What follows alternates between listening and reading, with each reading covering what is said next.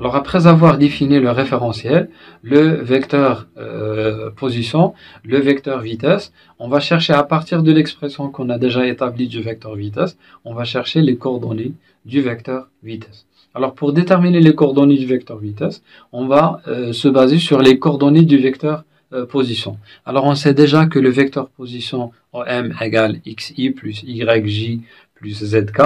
Alors la dérivée du vecteur position, ce n'est que la dérivée de tous ces termes-là, la dérivée de xi plus la dérivée de yj plus la dérivée de zk.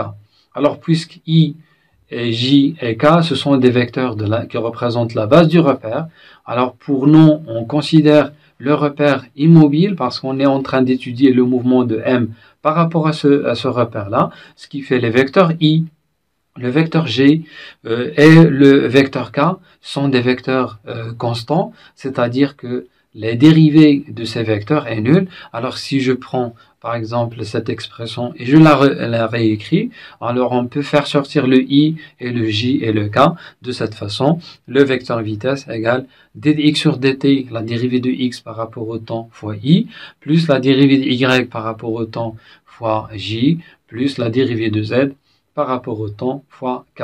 Autrement, on peut exprimer les expressions, les dérivées de cette façon en mécanique. Généralement, on met le point au-dessus de la notation qu'on dérive.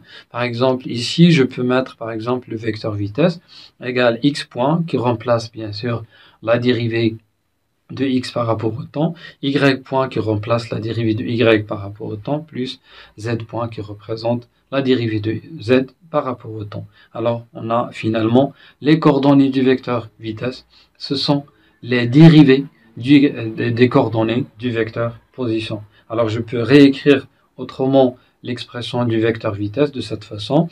Le vecteur vitesse égale l'abscisse du vecteur vitesse que je vais noter Vx fois i, plus l'ordonnée du vecteur vitesse que je vais noter Vy fois j, plus la cote du vecteur vitesse que je vais noter Vz fois k.